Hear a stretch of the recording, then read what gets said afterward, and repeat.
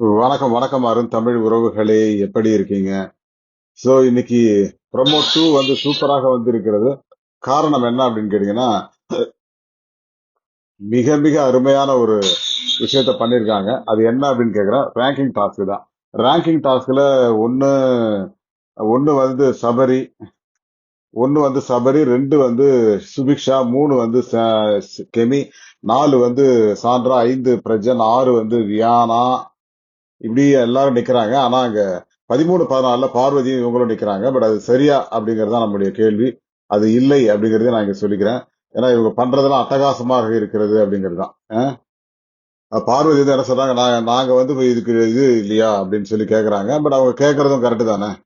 அதுதான் நானும் இங்கே சொல்லுகிறேன். பட் என்ன பொறுத்த வரைக்கும் 13 14ல பார்வதி நிக்கணுமா அப்படின்னு கேட்டீங்கன்னா கண்டிப்பா கிடையாது, இல்லையா? அப்படிதான் என்னோட பார்வை.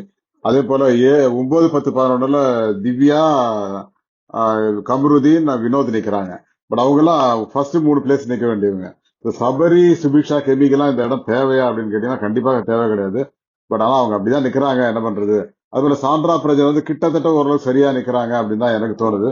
So இதை எல்லாத்தையும் நம்ம பார்க்கும்போது எனக்கு கொஞ்சம் வருத்தமான செய்தி என்னவென்றால், என்னங்க டாஸ்க் போங்க அப்படிங்கிற மாதிரி தான் இருக்கு. பட் என்ன செய்வது, இதையெல்லாம் ஏற்றுக்கொண்டுதான் ஆக வேண்டும். வேற 6வது இடத்துல நிக்கிறாங்க. எனக்கு தெரிஞ்சு அது ஓகே தான் அப்படின்னு நினைக்கிறேன். 7ஆம் இடத்தில் கனி நிக்கிறாங்கன்னு நினைக்கிறேன். 8வது இடத்துல வேற யார் நிக்கிறா? 8வது இடத்துல ரம்யா நிக்கிறாங்க. 9வது இடத்துல இவங்க நம்ம திவ்யா. 10வது இடத்துல கம்பரி, 11வது இடத்துல வினோத் இருக்காரு.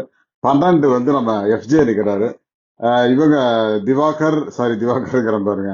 நம்ம விக்கல்ஸ் விக்ரம், கனி, இவங்கெல்லாம் வந்து நடுவராக இருக்காங்க. அமித் இவங்கெல்லாம் நடுவராக இருக்காங்க. மீதி இருக்கிற 14 பேர் தான் நிக்கிறாங்க.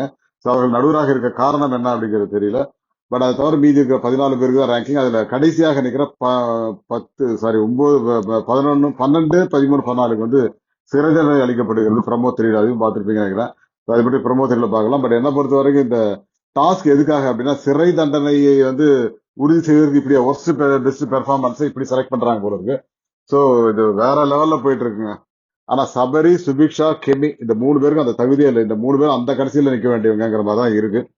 இதை பற்றி உங்கள் கருத்து என்ன அப்படிங்கறத சொல்லுங்க. கண்டிப்பா அதை பத்தி நிறைய பேசுவோம்.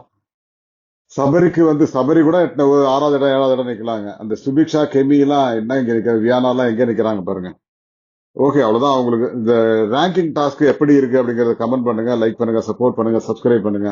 நம்முடைய சேனலை மறக்காம சப்ஸ்கிரைப் பண்ணிக்கோங்க. உங்க நண்பர்களுக்கும் மறக்காம ஷேர் பண்ணிக்கோங்க. Thank you and bye to everyone. மீண்டும் சந்திப்போம். நன்றி மக்களே.